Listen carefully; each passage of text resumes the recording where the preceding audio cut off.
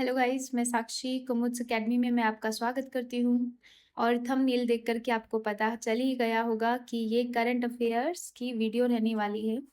इससे पहले के लास्ट 6 मंथ्स की करंट अफेयर्स 6 वीडियो में ऑलरेडी कवर की जा चुकी है और आप उनको देख लीजिए।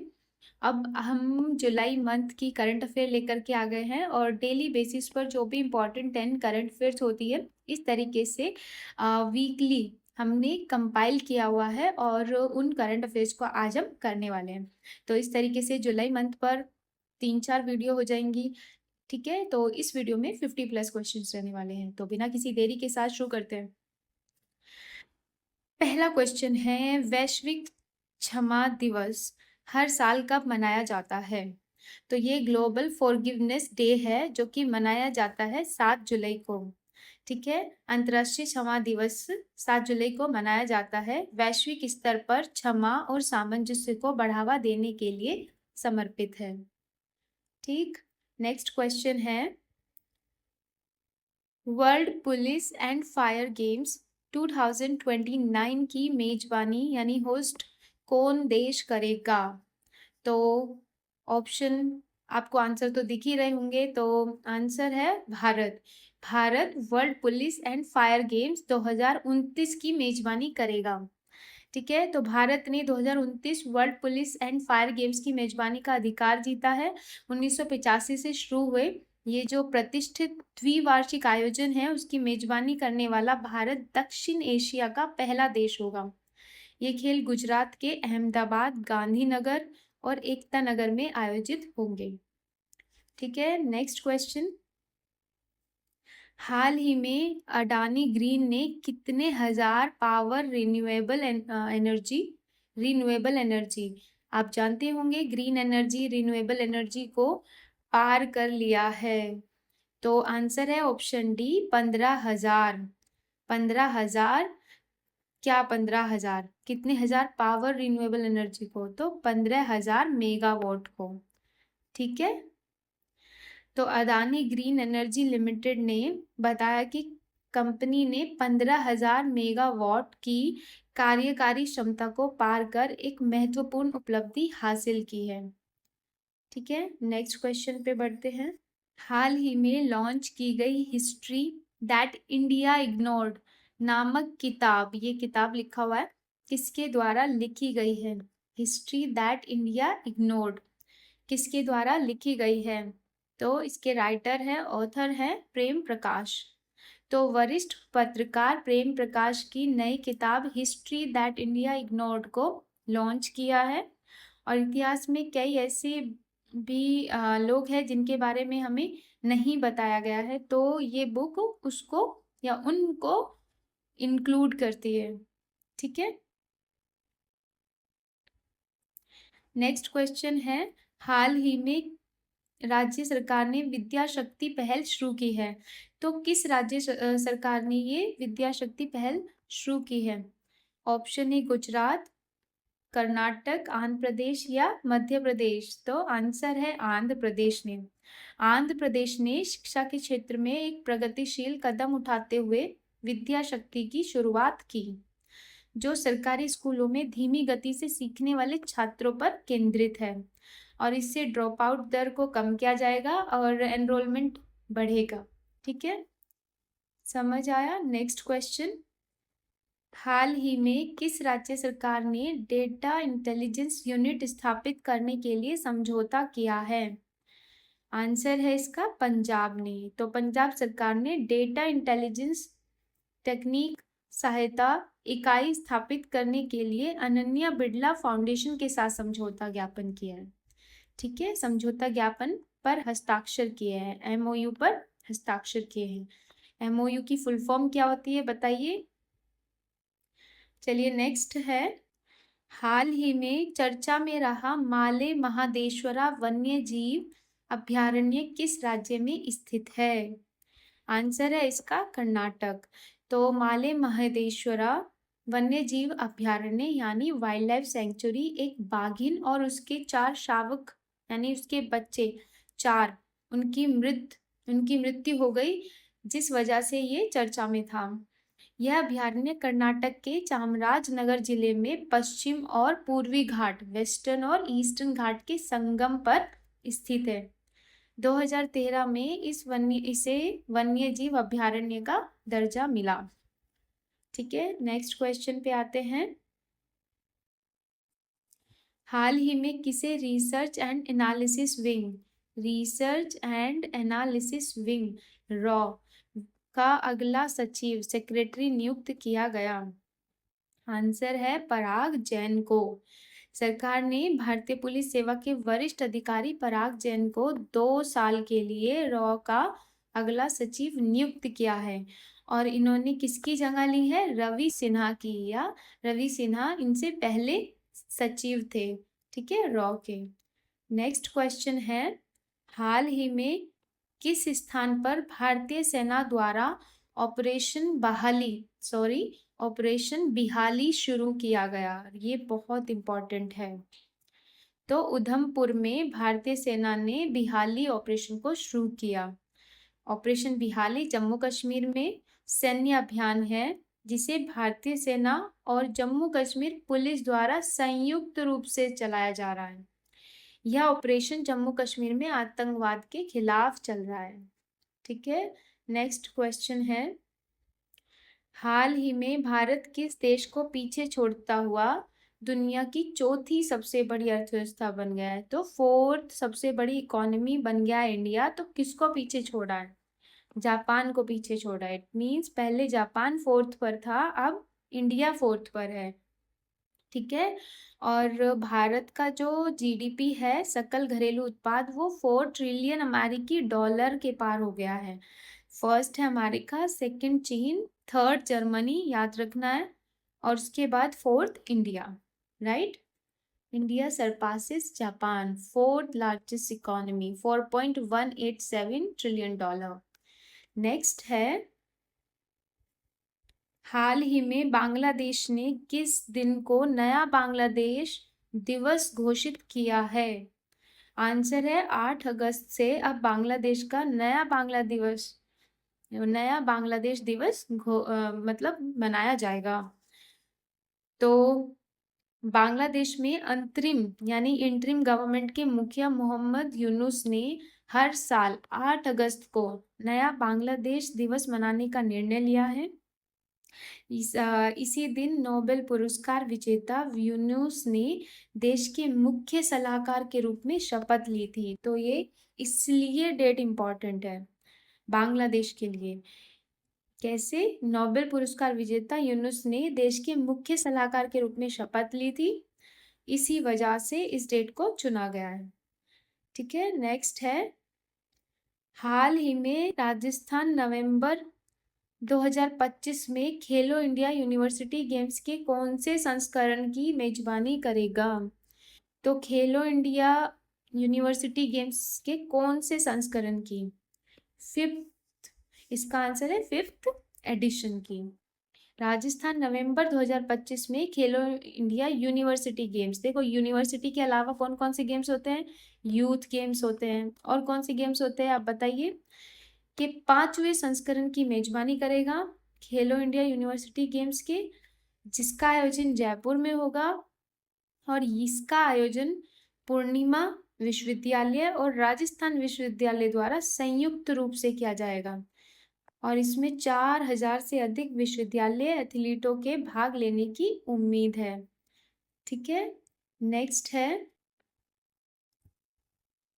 आप साथ के साथ इमेजेस पर भी ध्यान रखिए ताकि आपकी जो ब्रेन मेमोरी होती है वो इमेजेस को जल्दी से याद रख पाती है।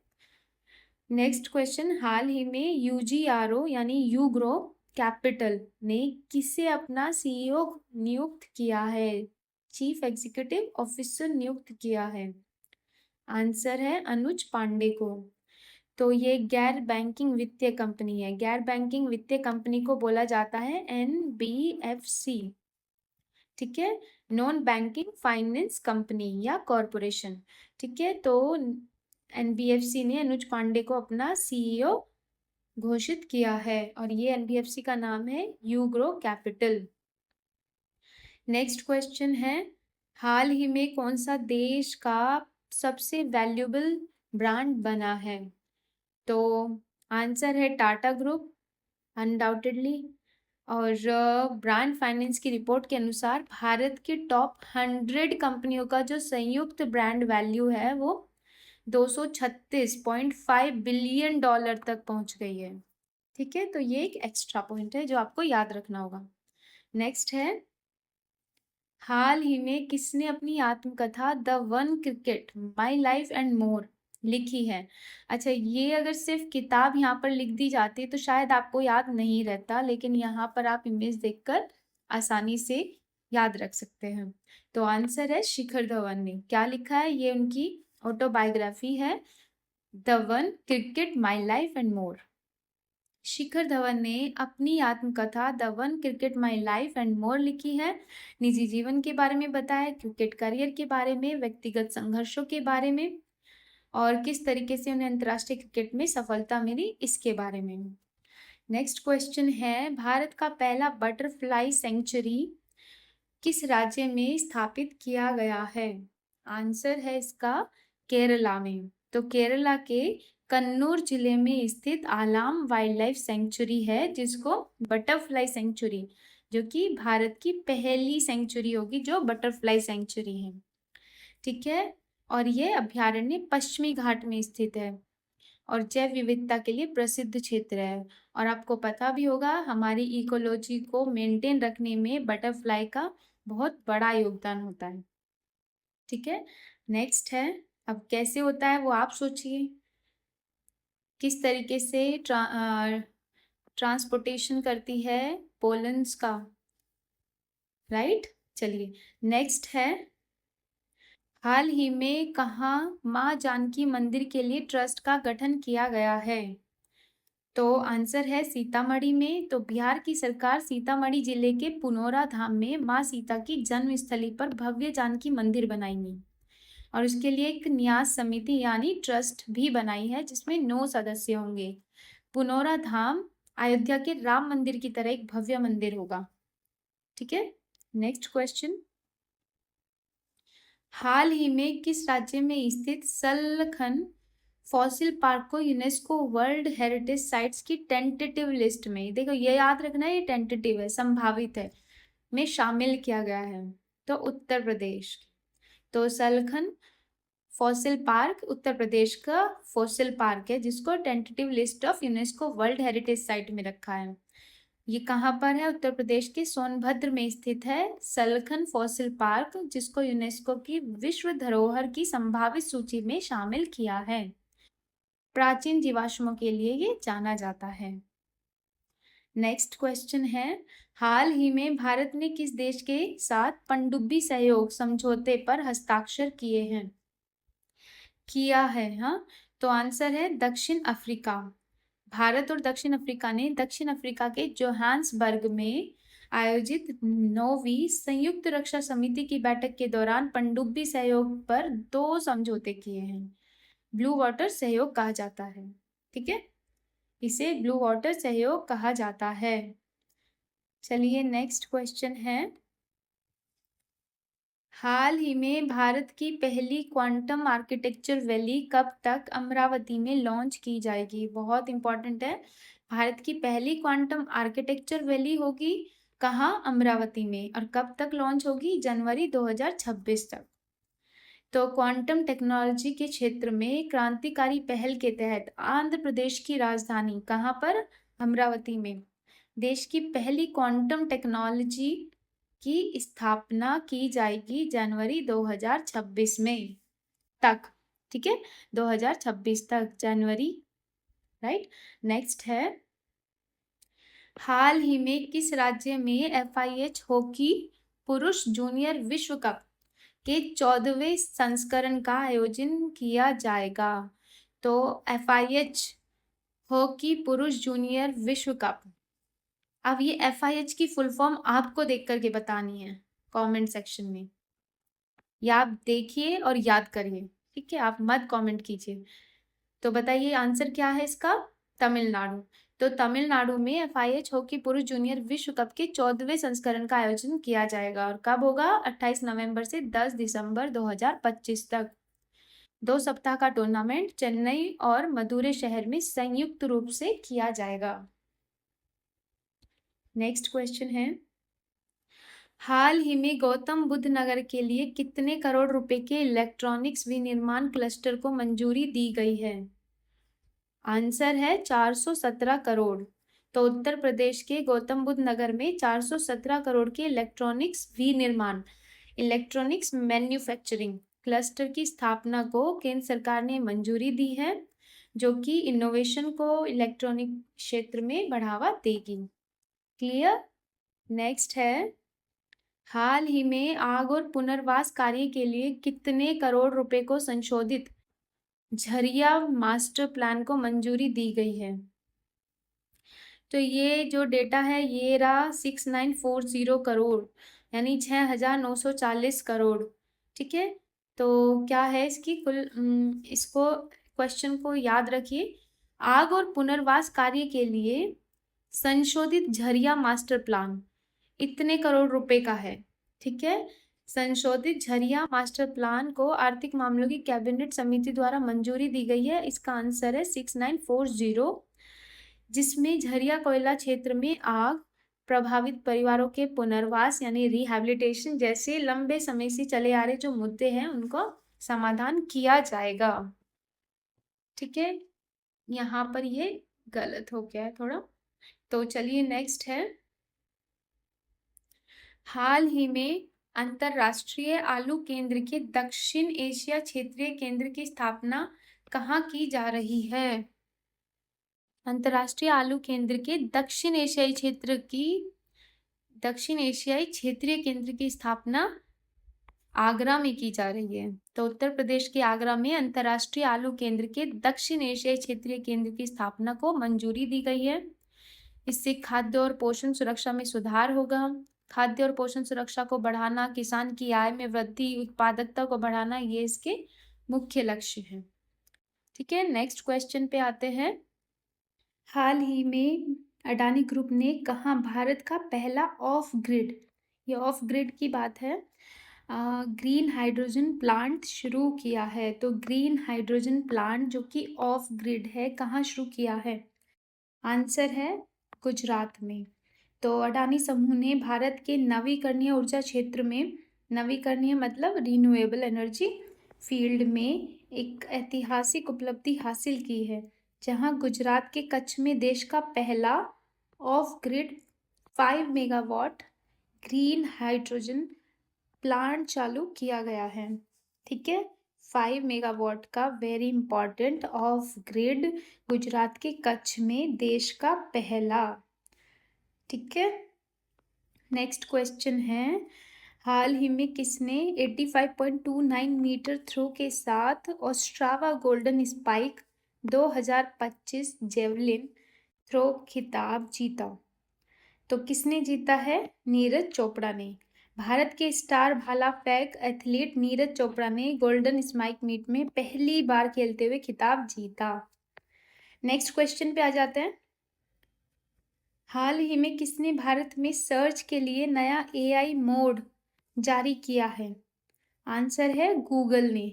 ठीक है, गूगल ने भारत में अपनी क्रांतिकारी AI मोड, AI मतलब आर्टिफिशियल इंटेलिजेंस बेस्ड आधिकारिक शुरुआत की है। ठीक है, नेक्स्ट है, हाल ही में महिला एवं बाल विकास मंत्रालय और कौशल विकास और उद्यमिता मंत्रालय ने मिलकर कौन सी पहल शुरू की है? तो उस पहल का नाम है नव्या। तो भारत सरकार ने देश में किशोरियों को कौशल प्रदान करने के लिए, कौशल मतलब स्किल प्रदान करने के लिए, सशक्त बनाने के लिए नव्या मतलब युवा किशोरियों के लिए व्यावसायिक प्रशिक्षण के माध्यम से आकांक्षाओं का पोषण नामक एक पायलट प्रोजेक्ट की शुरुआत की है। और इस पायलट परियोजना का जो शुभारंभ है वो उत्तर प्रदेश के सोनभद्र में हुआ है। ठीक है, बहुत इंपॉर्टेंट है, उत्तर प्रदेश के सोनभद्र से पायलट प्रोजेक्ट के तौर पे नव्या। क्लियर? और मंत्रालय याद रखना है, महिला एवं बाल विकास मंत्रालय, कौशल विकास एवं उद्यमिता मंत्रालय। नेक्स्ट है, हाल ही में किस देश की महिला में नए रक्त समूह ब्लड ग्रुप की खोज की गई, नए ब्लड ग्रुप की खोज की गई तो फ्रांस। ठीक है, ये फ्रांस की राष्ट्रीय रक्त एजेंसी है, उसने नए ब्लड ग्रुप की पहचान की है। क्लियर। नेक्स्ट है, हाल ही में किस वर्ष से साल में 2 बार 10वीं बोर्ड परीक्षा, आप देखो 10th की जो बोर्ड एग्जाम्स होते हैं वो 2 बार होंगे, किस वर्ष से?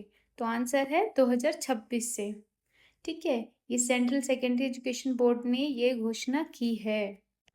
नेक्स्ट है, हाल ही में क्रिकेट मैदान से जन सेवा तक एक अद्भुत बदलाव में किस भारतीय क्रिकेटर को उत्तर प्रदेश शिक्षा विभाग में जिला शिक्षा अधिकारी के रूप में नियुक्त किया जा रहा है? तो काफी अच्छा है, ऑप्शन ए है रिंकू सिंह को। ठीक है, क्रिकेट मैदान से जन सेवा तक एक अद्भुत बदलाव में भारतीय क्रिकेटर रिंकू सिंह को उत्तर प्रदेश शिक्षा विभाग में जिला शिक्षा अधिकारी के रूप में नियुक्त किया जा रहा है। क्लियर। नेक्स्ट क्वेश्चन है, हाल ही में किस राज्य के अर्लम वन में भारत का पहला सफारी अभयारण्य का उद्घाटन किया गया है? तो किसमें किया गया है? केरला। कंबलर जिले में स्थित अर्लम सेंचुरी का नाम अब अर्लम सेंचुरी रख गया है, सॉरी कर दिया गया है, ये एक एक्स्ट्रा पॉइंट हो जाता है। तो याद रख लेना है, केरल के अर्लम वन में भारत का पहला सफारी अभयारण्य शुरू किया गया। ठीक है, नेक्स्ट है, एक मिनट, नेक्स्ट है, हाल ही में इफ्को ने किस देश में पहला विदेशी पारंपरिक संयंत्र स्थापित किया? ठीक है, बहुत इंपॉर्टेंट है। तो इफ्को ने अपनी कहाँ पे एक ब्रांच खोली है, सीधा सीधा ये पूछ रहे हैं, तो ब्राजील में। भारतीय किसान सहकारी संस्था ने ब्राजील में अपना एक पहला अंतरराष्ट्रीय मानकीकृत निर्माण संयंत्र स्थापित करने की घोषणा की है। क्लियर। नेक्स्ट क्वेश्चन, हाल ही में समुद्री चैनल को बढ़ावा देने के लिए सागरमाला वित्त निगम का उद्घाटन किया गया है, किसके द्वारा? सर्बानंद सोनोवाल के द्वारा। ठीक है, केंद्रीय मंत्री सर्बानंद सोनोवाल ने समुद्री विकास के लिए समर्पित देश की पहली गैर बैंकिंग वित्तीय कंपनी, जिसको एनबीएफसी कहते हैं, गैर बैंकिंग वित्तीय कंपनी को एनबीएफसी बोला जाता है, और इसका नाम है सागरमाला फाइनेंस कंपनी लिमिटेड की शुरुआत की है। ठीक है, किस लिए? समुद्री चैनल को बढ़ावा देने के लिए, समुद्री रिसर्च को बढ़ावा देने के लिए। नेक्स्ट क्वेश्चन, हाल ही में मारुति ने वित्त पोषण हेतु किस बैंक के साथ समझौता किया है? तो इक्विटॉस स्मॉल फाइनेंस बैंक के साथ मारुति ने समझौता किया है। मारुति सुजुकी ने वित्त पोषण विकल्प हेतु यानी कि फाइनेंशियल नीड के लिए इक्विटॉस स्मॉल फाइनेंस के साथ समझौता ज्ञापन पर हस्ताक्षर किए हैं। ठीक, और नेक्स्ट देख लेते हैं, हाल ही में इंटरपोल से किस देश को पहला सिल्वर नोटिस मिला है? तो पहला सिल्वर नोटिस क्या है और इंटरपोल से किस देश को मिला है? तो ये मिला है भारत को। सीबीआई यानी केंद्रीय जांच ब्यूरो को इंटरपोल द्वारा भारत का पहला सिल्वर नोटिस मिला है।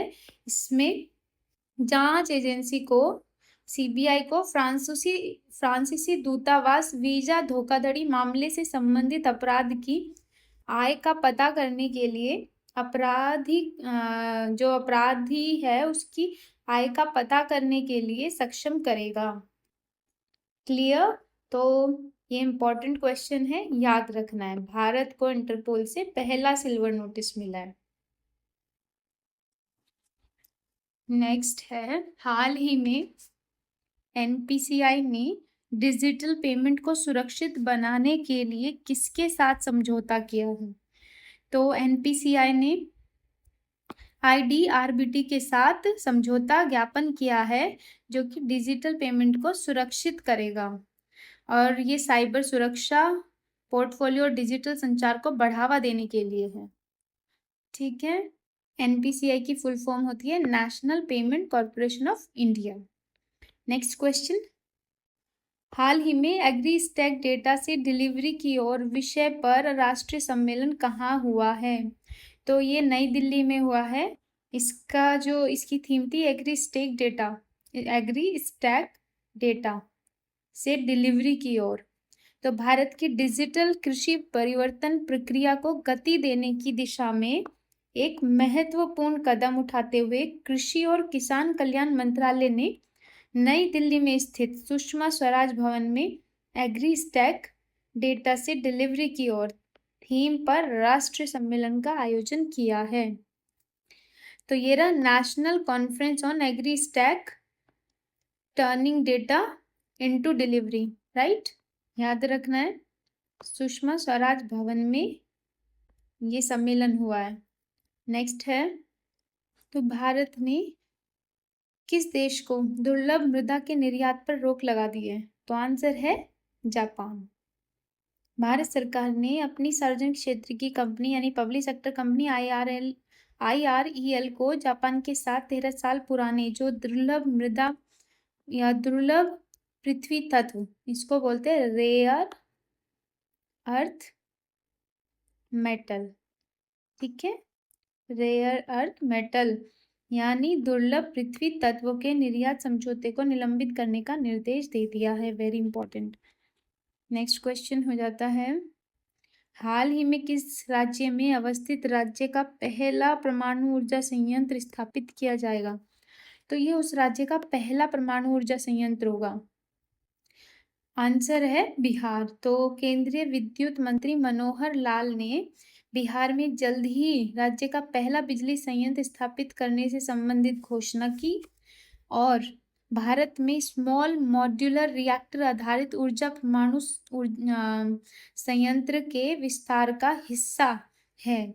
अब ये स्मॉल मॉड्यूलर रिएक्टर है, स्मॉल मॉड्यूलर रिएक्टर यानी कि रिएक्टर की आमतौर पर साइज बड़ा होता है और उसकी जो कैपेसिटी होती है एनर्जी क्रिएशन की वो ज़्यादा होती है। स्मॉल मॉड्यूलर रिएक्टर्स की 300 मेगावाट तक होती है, तो ये स्मॉल होते हैं, तो नाम से ही पता चल रहा है। अब SMR में इंडिया तरक्की कर रहा है तो उसी का हिस्सा है बिहार में भी यहाँ पर पहला परमाणु ऊर्जा संयंत्र लगाया जा रहा है। क्लियर।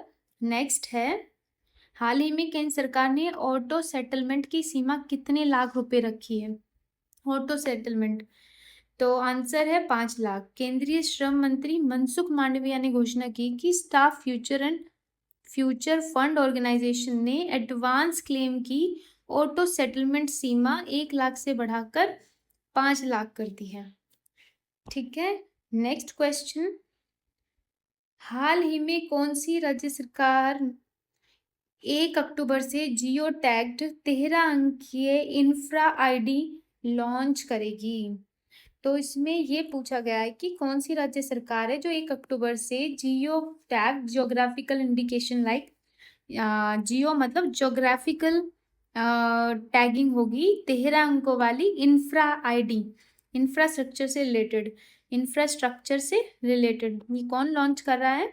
महाराष्ट्र सरकार 1 अक्टूबर 2025 से प्रत्येक इंफ्रा प्रोजेक्ट में उनको विशिष्ट ID प्रोवाइड करेगी, स्पेसिफिक ID, और इसको जियो टैगिंग बोली जाएगा। और जियो टैग्ड 13 डिजिट्स का होगा जिसमें अल्फा न्यूमेरिक है यानी कि अल्फाबेट्स और नंबर्स दोनों होंगे। ठीक है, तो इससे क्या होगा, उसकी यूनिकनेस का, उसकी प्रोग्रेस का पता चलेगा। क्लियर। नेक्स्ट है, हाल ही में किस IIT ने SC ST उम्मीदवारों के लिए पहला विशेष PhD प्रवेश अभियान शुरू किया है? तो ये IIT दिल्ली ने किया, IIT दिल्ली, राइट, उच्च शिक्षा समावेशन को बढ़ावा देने के लिए। नेक्स्ट क्वेश्चन है, हाल ही में चौथे संयुक्त राष्ट्र महासागर सम्मेलन की मेजबानी करेगा, कौन करेगा? तो चीन और दक्षिण कोरिया दोनों 2028 में संयुक्त राष्ट्र महासागर सम्मेलन का चौथा एडिशन को होस्ट करेंगे। फ्रांस के नीस में तीसरे संयुक्त राष्ट्र महासागर सम्मेलन का समापन भी हुआ। ठीक है, तो तीसरा वाला हुआ फ्रांस में, फोर्थ होगा 2028 में चीन और दक्षिण कोरिया में। क्लियर।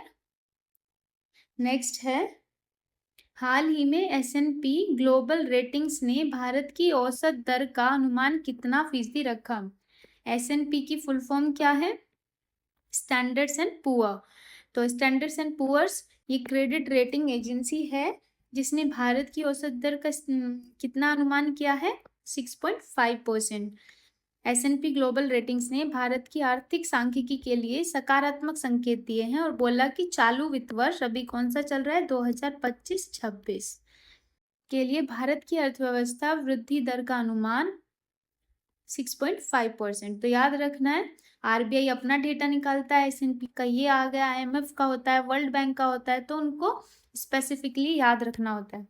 नेक्स्ट है, हाल ही में किस बैंक ने अपने ग्राहकों की जानकारी के लिए ग्राहकों को आसान बनाने के लिए एक खाता जारी किया है? तो आरबीआई ने ग्राहक सुविधा और वित्तीय समावेशन में सुधार के लिए ये कदम उठाया है। नेक्स्ट है, हाल ही में किस राज्य की फेनी को जीआई टैग मिला है? तो ये मिला है गोवा की फेनी को, और फेनी को जीआई टैग मिला है और गोवा की पारंपरिक शराब है जिसे काजू से बनाया जाता है, काजू के फल से बनाया जाता है। जीआई टैगिंग क्या होती है? ज्योग्राफिकल इंडिकेशन होती है जो कि विशेष उत्पाद को उसके भौगोलिक मूल से जोड़ता है। क्लियर? नेक्स्ट क्वेश्चन है कि हाल ही में किसे फर्टिलाइजर एसोसिएशन ऑफ इंडिया का नया अध्यक्ष नियुक्त किया है? शैलेश सी मेहता को। ठीक है, फर्टिलाइजर एसोसिएशन ऑफ इंडिया का अध्यक्ष शैलेश सी मेहता। ठीक, नेक्स्ट है,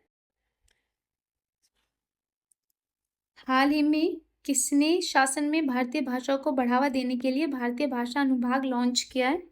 तो ये क्या, अमित शाह ने, केंद्रीय गृह मंत्री अमित शाह ने भारतीय भाषा अनुभाग का शुभारंभ किया है। और यह अनुभाग भारत की भाषाई विविधता, इंडिया की जो लैंग्वेज डाइवर्सिटी है उसको समाहित करेगा। और कहते हैं कि सोच विश्लेषण और डिसीजन मेकिंग आप बेटर कर सकते हो सिर्फ और सिर्फ अपनी मदर टंग में, और यहीं से फिर हम जितनी भी रिसर्च और इनोवेशन होती है वो निकल के आती है। तो ज़रूरी है कि अपनी ही मदर टंग में हम सोचे। इसी चीज़ को बढ़ावा देने के लिए भारतीय भाषाई अनुभाग का शुभारंभ किया जा रहा है। क्लियर? नेक्स्ट है, विश्व यूएफओ दिवस हर साल कब मनाया जाता है? आंसर है 2 जुलाई को। और यूएफओ की फुल फॉर्म क्या होती है? फुल फॉर्म होती है अनआइडेंटिफाइड फ्लाइंग ऑब्जेक्ट। ठीक है, नेक्स्ट है, हाँ, और पहला विश्व यूएफओ दिवस 2001 में मनाया गया था। ठीक है, लोगों में अज्ञात उड़ने वाली वस्तुओं की तलाश में आकाश की ओर देखने के लिए लोगों को जागरूकता फैलाई जाती है, इसलिए इसको मनाया जाता है। हाल ही में भारत सरकार ने किस क्षेत्र में भगवान बोला जाता है उनको ट्राइब्स में, बिरसा मुंडा पुरस्कार की स्थापना करने की घोषणा की है? तो चिकित्सा क्षेत्र में भारत सरकार ने सिकल सेल डिजीज के उपचार के लिए नई औषधियों के अनुसंधान और विकास को बढ़ावा देने के लिए बिरसा मुंडा पुरस्कार की स्थापना की है। क्लियर? नेक्स्ट क्वेश्चन, हाल ही में किस बैंक ने वित्त एसोसिएटेड नए मानक जारी करने के लिए बैंक एनबीएफसी के प्रोजेक्ट जारी किए हैं? तो आरबीआई ने प्रोजेक्ट फाइनेंस के लिए दस्तावेज जारी किया। तो आंसर इसका आरबीआई है जिसने वित्त एसोसिएटेड नए मानक जारी किए हैं। ठीक है, नेक्स्ट क्वेश्चन पे आ जाते हैं, हाल ही में किस राज्य ने भारत की पहली योग नीति की शुरुआत की? भारत की पहली योग नीति की शुरुआत करने वाला राज्य उत्तराखंड। उत्तराखंड में देश की पहली योग नीति लॉन्च हुई और मुख्यमंत्री पुष्कर सिंह धामी ने कहा है कि यह नीति उत्तराखंड को योग और वेलनेस के क्षेत्र में वैश्विक राजधानी के रूप में स्थापित करने में महत्वपूर्ण है। नेक्स्ट है, हाल ही में किस राज्य ने ट्रांस कम्युनिटी के लिए एलएलसी और वेलेरी ट्रेडर्स के लिए नीट की घोषणा की है? आंसर है असम ने, असम के मुख्यमंत्री हेमंत बिस्वा शर्मा ने। नेक्स्ट क्वेश्चन है, हाल ही में किसे आईआईटी खड़गपुर का निदेशक नियुक्त किया गया है? प्रोफेसर सुमन चक्रवर्ती को भारतीय प्रौद्योगिकी संस्थान खड़गपुर का निदेशक डायरेक्टर नियुक्त किया गया है। हाल ही में किस देश ने हरित हाइड्रोजन उत्पादन के लिए ग्रीन हाइड्रोजन उत्पादन के लिए सौर आधारित प्रौद्योगिकी विकसित की है? यानी कि ग्रीन हाइड्रोजन, हाइड्रोजन आपको पता है फ्यूल है। अब ग्रीन हाइड्रोजन ऐसे जिनको हम इको फ्रेंडली कहते हैं, तो इको फ्रेंडली रिसोर्सेज से जो हाइड्रोजन बनाई जाती है उसे हम ग्रीन हाइड्रोजन कहते हैं। तो अब इस ग्रीन हाइड्रोजन के उत्पादन के लिए सोलर आधारित टेक्नोलॉजी, यानी कि ऑफ कोर्स ये हमारा रिन्यूएबल एनर्जी रिसोर्स हो जाता है। तो हम एक रिन्यूएबल एनर्जी से दूसरी रिन्यूएबल एनर्जी को क्या कर रहे हैं, डेवलप कर रहे हैं। तो ये किस देश ने विकसित की है? भारत ने की है। भारत में हरित हाइड्रोजन उत्पादन के लिए सौर आधारित प्रौद्योगिकी विकसित की गई है। बेंगलुरु स्थित state for nano and soft matter sciences के वैज्ञानिकों ने एक ऐसा सोलर चालित उपकरण विकसित किया है जो कम लागत में हरित हाइड्रोजन को उत्पादित करता है। नेक्स्ट क्वेश्चन, हाल ही में किस देश के सांसदों ने असाध्य बीमारों के इलाज विधेयक को मंजूरी दी है? तो ब्रिटेन में।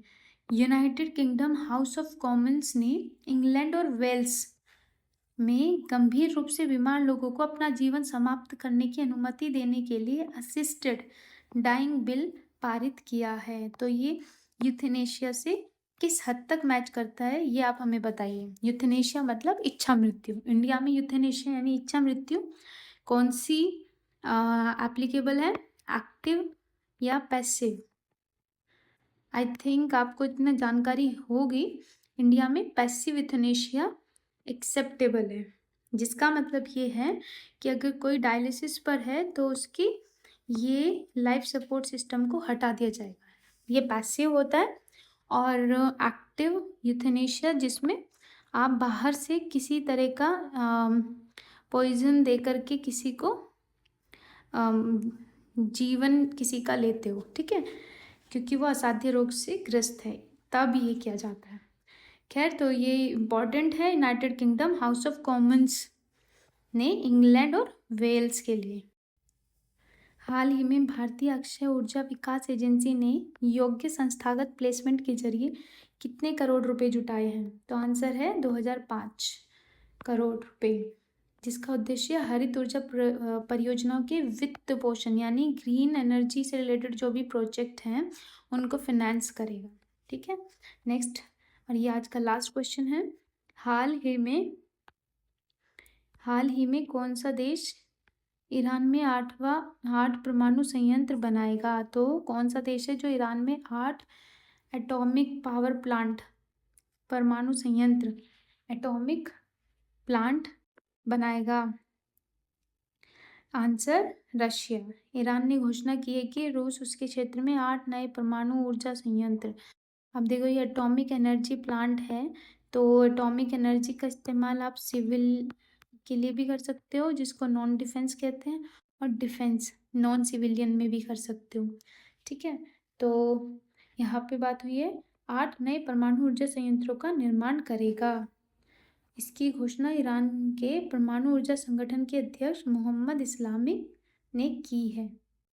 आज की वीडियो यहीं समाप्त होती है। आई होप आपको ये पसंद आई होगी, और ये आपके एग्ज़ाम्स के बिल्कुल करीबी क्वेश्चंस हैं जो डायरेक्ट पूछे जाते हैं। आप इन क्वेश्चंस को ऑन द स्पॉट याद करिए। Thank you so much.